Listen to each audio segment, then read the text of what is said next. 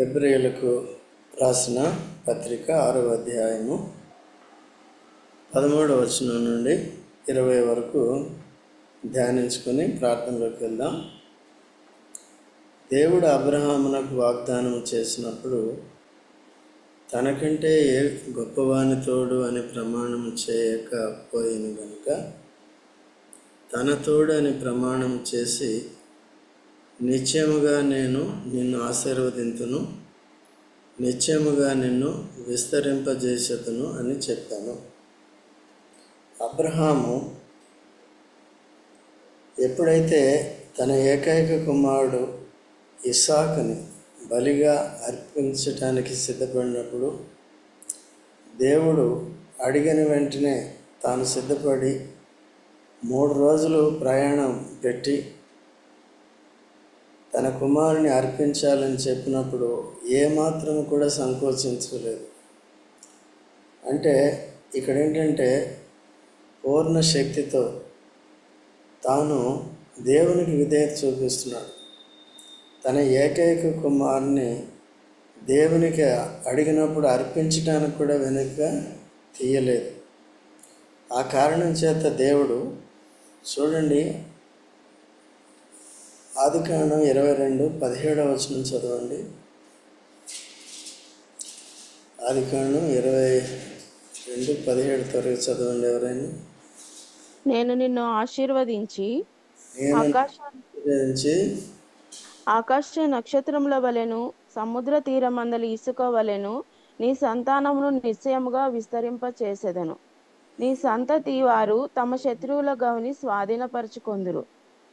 అది కాబట్టి ఇక్కడ ఎప్పుడైతే దేవుని కొరకు తన కుమారుని అర్పించడానికి వెనుతీయలేదో, దేవుడు ఎంతవరకు పరీక్షించాడంటే 3 రోజులు ప్రయాణం పెట్టి ఆ 3 రోజుల్లో ఎక్కడైనా చెల్లించిపోతాడేమో, తర్వాత నేను నా కుమారుని ఇస్తానని చెప్పి మళ్ళీ ఎక్కడైనా మనసు మార్చుకుంటాడేమో అనుకుని 3 రోజులు ప్రయాణం పెట్టాడు. 3 రోజుల్లో సాఫీగా తాను ప్రయాణం చేసుకుంటూనే వచ్చాడు, కానీ ఎక్కడా వెనుతీయలేదు. కొండ ఎక్కాడు కుమారుడితో పాటు. అక్కడ దహన బలికి కట్టెల్ని పేర్చాడు. తర్వాత కుమారుని కట్టేశాడు, కత్తి వెత్తాడు కాల్చేయటానికి, చంపేసి కాల్చేయటానికి, దహన బలి అర్పించటానికి.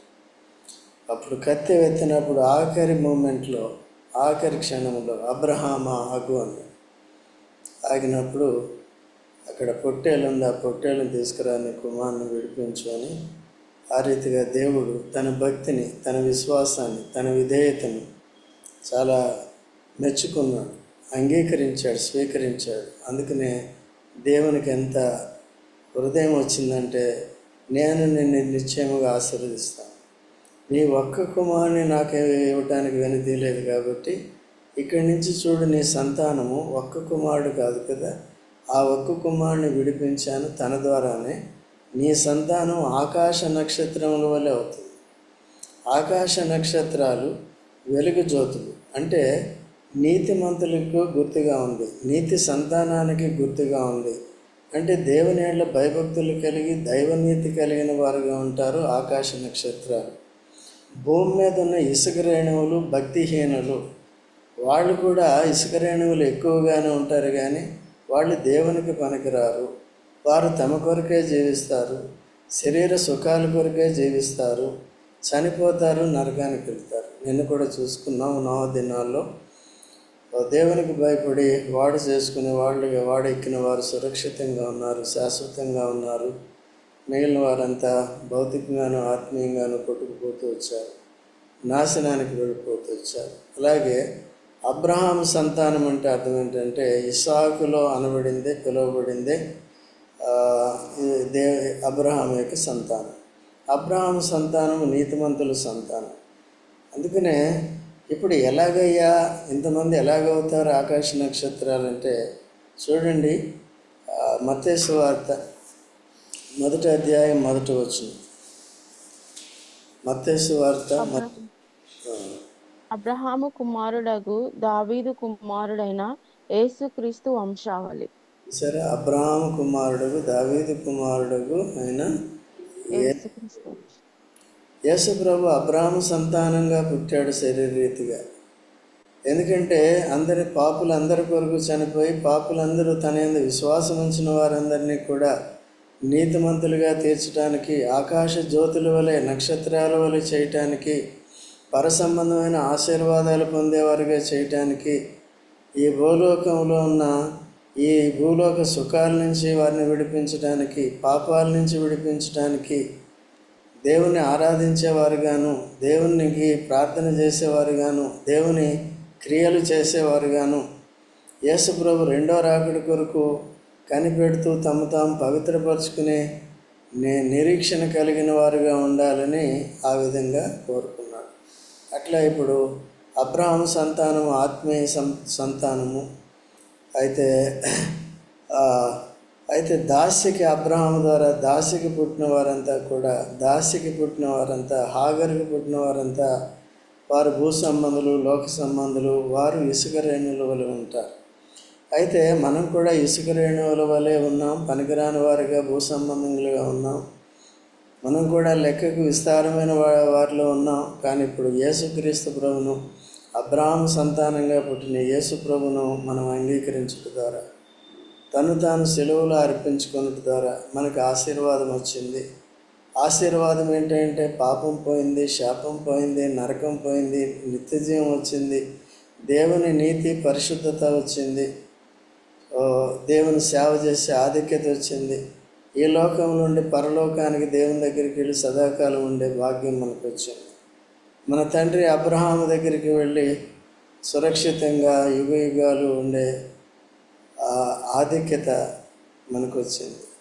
కాబట్టి జక్కే విషయంలో నేడు ఎప్పుడైతే మారు మనసు పొందాడో, దేవునికి అంగీకారమైన జీవిత తీర్మానాలను తాను చేసుకున్నాడో, ఇప్పుడు ఈయన కూడా అబ్రాహాము సంతానమే అన్నాడు. ఇవన్నీ లేకుండా చాలామంది పరిశీలి శాస్త్రులు మేము అబ్రాహాము సంతానం, మేము ఎప్పుడు పాపం చేయలేదంటే అని యేసు ప్రభునే ప్రశ్నిస్తూ వచ్చారు. అటువంటి వారు ఎప్పుడు కూడా దేవుని నీతిలోనికి రాలేరు. కాబట్టి దేవుని వాక్యాన్ని నేర్చుకుంటూ యేసు ప్రభు సాక్షాత్తు తానే చెప్పినప్పుడు తన మాట వినకుండా ఎదిరించేవారు బుద్ధిహీనులు, కాబట్టి తమకు తామే హాని చేసుకుంటూ వచ్చారు. కాబట్టి అటువంటి పరిస్థితి నుంచి దేవుడు మనల్ని తీర్చాడు. దేవుడు ఎప్పుడైనా వాగ్దానం చేసినా, హెచ్చరిక చేసినా అది తూచా తప్పక జరుగుతుందన్నమాట. ఇక దానికి ఒట్టయ్యి ప్రమాణం చెయ్యి దేవుడు అవసరం లేదు. నేను 3 సార్లు పరీక్షిస్తాను, 4 సార్లు పరీక్షిస్తాను అవసరం లేదు. అయితే ఏంటంటే మనం అట్లా చేసినప్పుడు మన విశ్వాసంలో కొద్దిగా ఇంకా లోపం ఉంటుంది, అంటే అనుమానం ఉంటుంది. అనుమానం ఉన్నవారు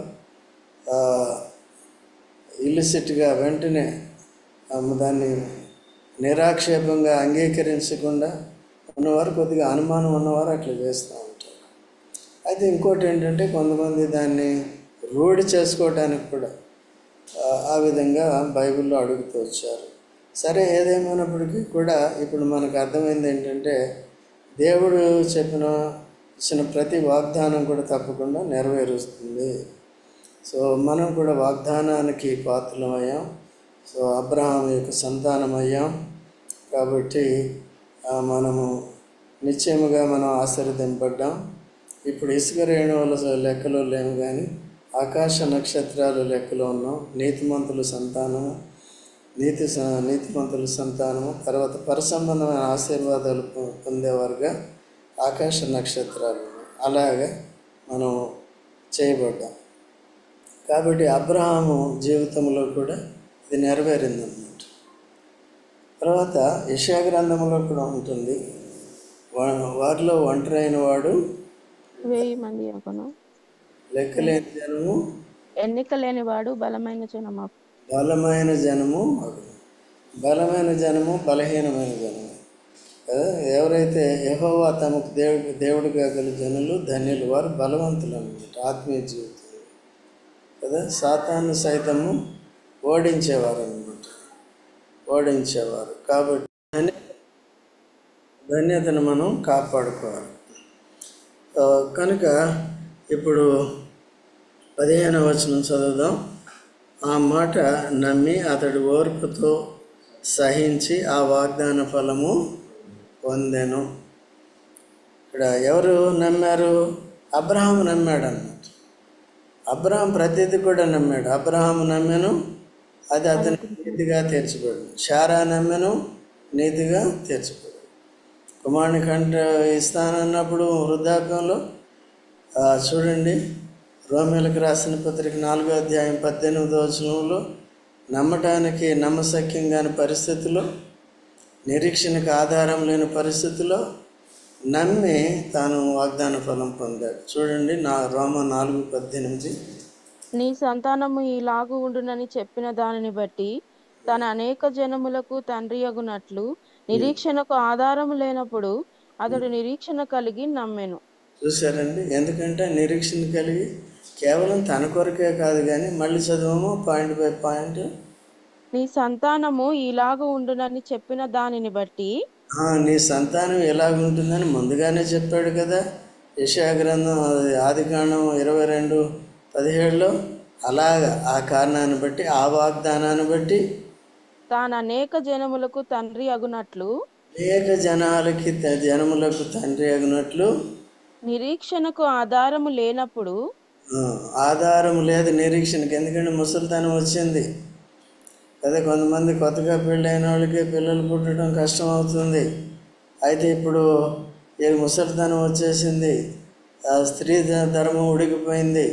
ఇటువంటి పరిస్థితిలో దగ్గర 100 ఏళ్ళు వయసు ఉంది, ఆమెకు 90 ఏళ్ళు వయసు ఉంది. ఈ సమయంలో నీ కుమారుడు పుడతాడు అని చెప్పేటప్పటికి వారికే నమ్మలేము యాక్చువల్గా. కానీ ఏం చేశాడంటే, నన్ను ఇలా చేస్తానన్నాడు కదా, వాగ్దానం ఇచ్చాడు కదా అని నిరీక్షణ కలిగి నమ్మాడు. తర్వాత ఏమైందమ్మా?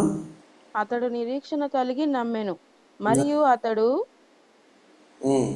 విశ్వాసమునందు బలహీనుడు కాక రమారమి 100 ఏండ్ల వయసు గలవాడై ఉండి అప్పటికి తన శరీరము మృతతుల్యమైనట్టును శారా గర్భమును మృతతుల్యమైనట్టును ఆలోచించెను గాని అవిశ్వాసం వలన దేవుని వాగ్దానమును గురించి సందేహింపక దేవుని మహిమపరచి ఆయన వాగ్దానం చేసిన దానిని నెరవేర్చుటకు సమర్థుడని రూఢిగా విశ్వసించి విశ్వాసం వలన బలము నొందెను. విశ్వాసం ద్వారా బలం పొందాం. మానవ స్వభావంతో ఆలోచించినప్పుడు మన బలహీనతలు కనబడతాయి. అయితే విశ్వాసంతో చూసినప్పుడు మనం బలం పొందాం. అబ్రహాము కూడా అదే అయిందనమాట. అనేక విషయాల్లో మనం సమస్య వచ్చినప్పుడు, ఏదో నెరవేరినప్పుడు వెళ్ళిపోతాం, మానవ ఆలోచనలోకి వెళ్ళిపోతూ ఉంటాం. కాబట్టి అట్లా వెళ్ళటం ద్వారా మనం ఏం చేయలేం, కానీ విశ్వాసం ఉంచట ద్వారా బలం పొందుతాం. దేవుడు తప్పకుండా కార్యాన్ని జరిగించేవాడుగా ఉంటాడు. ఇప్పుడు 16వ వచనం చదువుదాం. మనుషులు ఎందుకంటే గొప్పవాని తోడని ప్రమాణం చేతురు, వారి ప్రతి వివాదములోనూ వివాదాంశమును పరిష్కారం చేయనది ప్రమాణమే. ప్రమాణం చేసినప్పుడల్లా వివాదాన్ని పరిష్కారం చేయడానికి దేవుడు ప్రమాణం చేస్తాడు. అంటే నేను తప్పకుండా ఇస్తాను, నిశ్చయముగా ఇస్తానని చెప్తాడు. లేకపోతే ఏంటంటే మనుషులు లోపడరు, లేకపోతే మనుషులు వెనకంజ వేసిన వారు సైతం తిరిగి రారు, దేవుని కొరకు ఉండరు అన్నమాట. మనం కూడా పిల్లలకి ఏం చేస్తామంటే, నాన్న నీకు ఐస్ క్రీమ్ ఇస్తాను, నాన్న నీకు అది చేస్తాను, ఇది చేస్తాను, చదువమ్మా, ఇడ్లీ తినమ్మా, ఉప్మా తినమ్మా అని బతిమాలుతాం. అట్లాగే దేవుడు మనకేం చేస్తాడు, మనకు కూడా దేవుని ఎదుటి పిల్లలమే కాబట్టి మనకు కూడా ప్రమాణం చేసి నేను తప్పకుండా ఇస్తానయ్యా.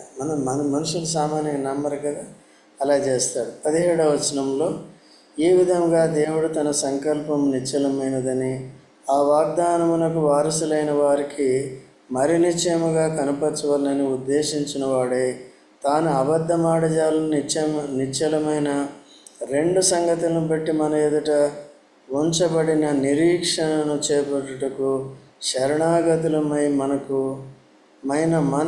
బలమైన ధైర్యము కలిగినట్లు ప్రమాణము చేసి ఆ వాగ్దానమును దృఢపరచు. కాబట్టి ఆ విధంగా దేవుడు తన సంకల్పము నిశ్చలమైంది. దేవుని సంకల్పం ఎటువంటిదండి? నిశ్చలమైంది. మన సంకల్పాలు ఎటువంటివండి? ఈరోజు ఉంటే రేపు ఉండదు, రేపు టైంకి వెళ్ళిపోదాం అంటాం, కానీ ఆ టైంకి వచ్చేటప్పటికి ఏముంటుంది? శరీరం సహకరించదు, లేకపోతే ఏదో సమస్య వస్తుంది, లేకపోతే ఏదో వస్తుంది. అయితే దేవుడు అట్లా ఉండదు. 100 106 తన సంకల్పం ఎప్పుడు కూడా నెరవేరుతూనే ఉంటుంది. సో దేవుడు ఆ విధంగా తన సంకల్పాన్ని భక్తుల జీవితాల్లో, ఈవెన్ తన కుమారుడైన యేసు ప్రభు జీవితంలో కూడా సమయానుకూలంగా జరిగిస్తూ వచ్చాడు. మనకు కూడా అలాగే సమయానుకూలంగా వాగ్దానాలన్నీ నెరవేరుస్తాడు. ఓర్పు కలిగి మనం నిశ్చలంగా ఉండాలి. వాగ్దానానికి వారసులు కాబట్టి నిశ్చలంగా లేకపోతే వాగ్దానాన్ని స్వతంత్రించుకోలేము. విశ్వాసం వల్ల మనం బలం పొందేవారిగా ఉండాలి. అందుకని సహవాసం చాలా ప్రాముఖ్యం అన్నమాట. సో ఆ విధంగా రావాలి. ప్రార్థన చేయటానికి, ఆరాధన చేయటానికి కూడా ఎప్పుడు ఆసక్తిని కోల్పోకూడదు. మన విశ్వాసాన్ని, మన విధేయతని ఆరాధన, ప్రార్థనల ద్వారా మనం చూపించేవారుగా ఉంటాం. కాబట్టి అలాగా ఎప్పుడు కూడా ఆసక్తితో రావాలి. వస్తున్నారు, ముందుగా వచ్చి ఆరాధన చేస్తున్నారు, అలాగా మనం కొనసాగాలన్నమాట. ఎందుకంటే అబ్రాహాము ఏకంగా తన కుమారుడినే ఇచ్చి ఆరాధించడానికి కొనుక్కున్నప్పుడు, దహన బలి అంటే ఆరాధన కదా, దహించి వేయాలి. ఇంకా మనుషులు ఎవరు తినటానికి పనికిరాదు. అది దేవుడు పొగన ఆగ్రహాన్ని ఇస్తాడు. అలాగా మన జీవితాలను కూడా మనం కొద్దిగా సమర్పించుకోవాలి. సరే, ఎంతోమంది క్రైస్తవులు ఉన్నారు, వారంతా విధేయత చూపించట్లేదంటే, పిలువబడిన వారు అనేకులు, ఏర్పరచబడిన వారు కొంతమంది. కాబట్టి ఇది చూసుకోవాలి. మనం దేవునికి సమీపంగా ఉండే వారిలో ఉండాలి, కానీ దేవునికి దూరంగా ఉండే వారితో మనకు సంబంధం లేదు. అది ఎవరి ఇష్టం వాళ్ళది, మనం కూడా బలవంతం చేయటానికి లేదు. కాబట్టి ఆ విధంగా మనం కూడా సిద్ధపడాలి. ఈ విధంగా నిరీక్షణ, నిశ్చలమైన 2 సంగతులను బట్టి ఏదమ్మా 19. కాబట్టి బలమైన ధైర్యం కలిగినట్లు ప్రమాణం చేసి వాగ్దానం ఏం చేశాడు? దృఢపరిచాడు. ఈ నిరీక్షణ నిశ్చలమును స్థిరమునై మన ఆత్మకు లంగరు ఉండి తెర లోపల ప్రవేశించుచున్నది. ఈ నిరీక్షణ అంటే వాగ్దానముల మీద ఉండే నిరీక్షణ ఎటువంటిదంటే, మన ఆత్మకు లంగర్ అంటే అర్థం ఏంటి? ఈ లంగర్ యాక్చువల్గా వాడుకుంటుంది అన్నమాట. వాడిని ఒడ్డు మీద ఆపాలంటే ఏం చేయాలి? హార్బర్లో ఆపాలంటే లంగర్ వేస్తారు. ఎప్పుడైతే లంగర్ వేస్తారు, ఇసుకలో అది అతుకుబడి ఆ వాడ వెళ్ళిపోకుండా ఉంటుంది. అందుకనే, ఎందుకంటే ఇంజిన్ ఆపేసినప్పుడు ఇంజిన్ కంట్రోల్లో ఉండదు అన్నమాట. ఏదైనా సరే, కారు ఉందనుకోండి, న్యూట్రల్ గేర్లో పెట్టినప్పుడు బ్రేక్ వేయకపోతే ఏమవుతుంది? ముందుకు వెనక్కి ఎటు పళ్ళం ఉంటే అటు వెళ్ళిపోతుంది. వాడు కూడా అటే. మనం కూడా అందుకని ఏంటంటే ఈ నిరీక్షణ అనేది, ఎందుకంటే దేవుని వాగ్దానాలు నమ్మి స్థిరంగా ఉండేదే నిరీక్షణ అనేది లంగరు. దేనికంటే మన ఆత్మల్ని రక్షించుకోవటానికి. చూడండి, హెబ్రీయులకు రాసిన పత్రిక 10వ అధ్యాయము, హెబ్రీ 10వ అధ్యాయము 35వ వచనం చదవండి. కాబట్టి మీ ధైర్యమును విడిచిపెట్టకుడి, దానికి ప్రతిఫలముగా గొప్ప బహుమానము కలుగును. మీరు దేవుని చిత్తమును నెరవేర్చిన వారై వాగ్దానం పొందు నిమిత్తము మీకు ఓరిమి అవసరమై ఉన్నది. ఏం అవసరమై ఉన్నది? నిరీక్షణలో ఓర్పు అనేది ఉండాలి. మనం అనుకున్నప్పుడు జరిగిపోదు అన్నమాట. ఇప్పుడు భక్తులను కూడా దేవుడు అట్లే సిద్ధపరిచాడు. అబ్రహాముని అట్లే సిద్ధపరిచాడు, జకర్యాని అట్లే సిద్ధపరిచి యోహాన్ని ఇచ్చాడు. ముసలితనములో వారికి కూడా ఆయా రీతిలుగా దేవుడు తన సంకల్పాన్ని నెరవేరుస్తాడు. కానీ మనం ఎప్పుడు కూడా దేవుడు విడిచిపెట్టేవాడు కాడు. అందుకనే